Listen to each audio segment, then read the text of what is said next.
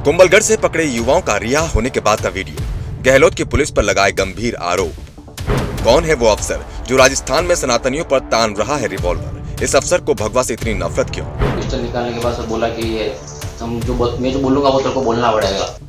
Gehlot police के इस अफसर ने पंडित धीरेन्द्र कृष्ण शास्त्री को क्यों निकाली? थाने में ले जाकर शास्त्री को पीटने की कर रहा है बात। तुम्हारे जो पंडित धीरेन्द्र शास्त्री है ना, उनको भी यहाँ बुलाएंगे, उनको भी यहाँ बुला के मारेंगे, बताएंगे उनके लिए भी हम। कुंभलगढ़ से पकड़े युवाओं का रिहा होने के बाद का वीडियो। गहलोत की पुलिस पर लगाए गंभीर आरोप। तालिबानी ऑर्डर देने वाले उस अफसर का गहलोत के साथ क्या है कनेक्शन? कैसे युवाओं का एनकाउंटर करने की दे रहा था धमकी? जेल से छूटने के बाद कुंभलगढ़ में पकड़े युवाओं का बड़ा खुलासा। राजस्थान में सियासी बवाल भी हुआ तेज। क्या है पूरा सच? देखिए इस रिपोर्ट में। बागेश्वर धाम सरकार ने उदयपुर में खुले मंच से लोगों को हिंदू राष्ट्र की शपथ क्या दिलाई?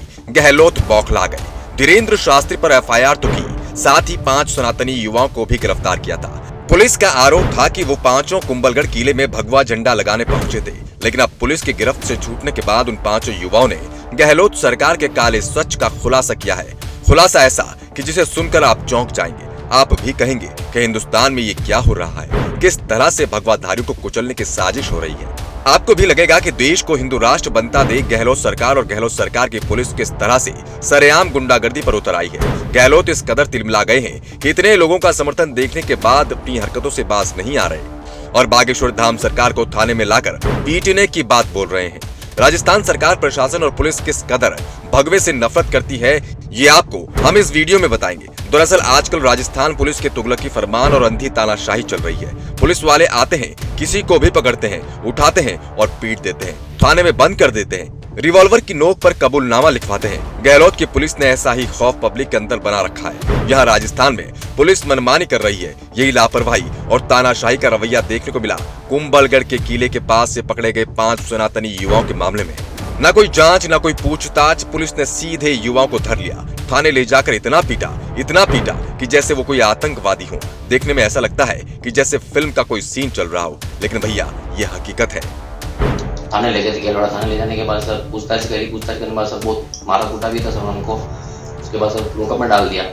इस सारे घटनाक्रम के बीच में एक व्यक्ति जो सबसे ज्यादा संदिग्ध है, वो अफसर कौन है जो अधिकारियों के साथ मिलकर युवाओं को पीटता है, एनकाउंटर की धमकी देता है, उसे कहता है या तो हम जैसा कहते हैं वैसा करो वरना गोली मार दूंगा, एनकाउंटर कर दूंगा। किसी को पता नहीं चलेगा कि कहां से आए थे और कहां चले गए। आखिरकार कौन है ये? क्या है इसका अशोक गहलोत से नाता? आखिरकार किस शय पर यह अफसर इतना बड़ा तानाशाह बन गया? इसने कानून को अपने अहंकार और नफरत के तले रौंद दिया।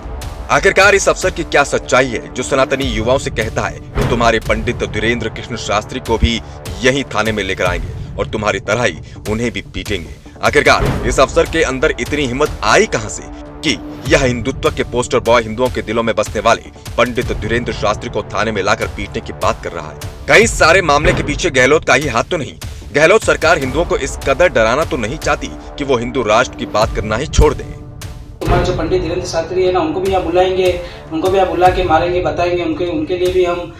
दरअसल जब ये 5 युवक जेल से छूटकर आए तो इन्होंने पुलिस की काली करतूतों का पूरा खुलासा कर दिया। युवकों ने बताया कि वो अपनी गाड़ी के अंदर ही थे जब पुलिसकर्मी अर्जुन लाल ने उन्हें गिरफ्तार कर लिया। ना तो वो किले के अंदर थे और ना ही कोई गलत हरकत कर रहे थे। उन्हें केवल इस बात के लिए गिरफ्तार किया गया था क्योंकि उनकी गाड़ी के अंदर भगवा झंडे रखे हुए थे। उसके बाद उन्हें थाने ले जाया जाता है। थाने में लाकर रात में और पुलिसकर्मी रितेश कुमार शराब के नशे में धुत होकर बेरहमी के साथ युवाओं को पीटता है और ये मारपीट का सिलसिला रात भर चलता है। उसके बाद जब पुलिस की गाड़ी उन्हें कोर्ट के लिए लेकर जा रही होती है तो बीच में राजसमंद पुलिस लाइन के पास में ले जाकर पुलिस अधिकारियों द्वारा एनकाउंटर करने की धमकी दी जाती है। पिस्टल की नोक पर रखकर उनके बयान दर्ज कराए जाते हैं। इसके साथ ही उन्होंने ये भी बताया कि पुलिस कर्मियों ने ये भी कहा था कि अभी तो तुम्हें लाकर थाने में मार पड़ रही है, कुछ दिन बाद तुम्हारे धीरेन्द्र कृष्ण शास्त्री को भी यहाँ पर थाने में लेकर आएंगे और इसी तरह से पिटाई लगाएंगे। हालांकि इन सभी आरोपों को राजस्थान पुलिस ने नकार दिया है। धीरेन्द्र शास्त्री को भी हम यहाँ पे लाके और मारेंगे। देखा आपने किस तरह से सनातन की राह पर चलने वालों पर गहलोत की पुलिस अत्याचार कर रही है। ऐसा लगता है कि जैसे अंग्रेजों के जमाने का रॉलेट एक्ट यहाँ पर लागू कर दिया है, जिसमें ना वकील होगी न दलील होगी, सीधे उठाकर बंद कर दिए जाएंगे। अगर कहीं टोपी वालों के ऊपर कोई बात आती है तो पूरी सरकार खून के आंसू रोने लग जाती है। लेकिन अब हिंदुओं के ऊपर जब पुलिस ने अत्याचार किया तो इस पर गहलोत चुप क्यों है? आखिरकार क्या माजरा है? यहाँ पर सवाल तो बनता है, युवाओं की गाड़ी में भगवा झंडे देखकर गहलोत की पुलिस इतना क्यों चिढ़ गई? आखिरकार भगवे से दिक्कत क्या है? कोई अपनी गाड़ी में भगवा झंडा नहीं रख सकता क्या? अरे जनाब, ये हिंदुस्तान है और यहाँ भगवा झंडे को गाड़ी में रखने से भी रोका जा रहा है। इस भगवे की शान की खातिर अनेकों वीरों ने अपने प्राण त्याग दिए। इन जालीदार टोपीधारियों से लड़ते हुए अपने प्राणों की आहुति दे दी। पता नहीं कितनी ही माँ और बहनों ने जलती हुई आग में कूदकर जौहर कर लिया और आज उसी भूमि पर भगवा को गाड़ी में रखने से भी दिक्कत हो रही है। शर्म करो राजस्थान पुलिस। महाराणा प्रताप, राणा कुंभा, राणा सांगा, वीरता और पता नहीं कितने अनगिनत माँ भारती के सपूतों की आत्मा जब स्वर्ग से इन करतूतों को देखती होगी तो उन्हें अपने बलिदान के ऊपर रोना आता होगा। अब आपको क्या लगता है, क्या वाकई में गहलोत सरकार पूरी तरह से सनातन विरोधी है और जिन पुलिसकर्मियों ने बागेश्वर धाम सरकार को पीटने की बात कही, बेगुनाह युवकों को रात भर थाने में पीटा, उन पुलिस वालों के ऊपर कार्रवाई होनी चाहिए या नहीं? क्या कोई भी आकर हमारे संतों के बारे में ऐसे ही कुछ भी बोल देगा? जो अधिकारी ने किया, इस पूरे मामले पर आप अपनी राय कमेंट बॉक्स में जरूर दें। आपकी राय हमारे लिए बेहद जरूरी है और ऐसी ही सनातन और हिंदुत्व से जुड़ी खबरों के लिए देखते रहिए पब्लिक दर्पण न्यूज। राहुल जाधव की रिपोर्ट।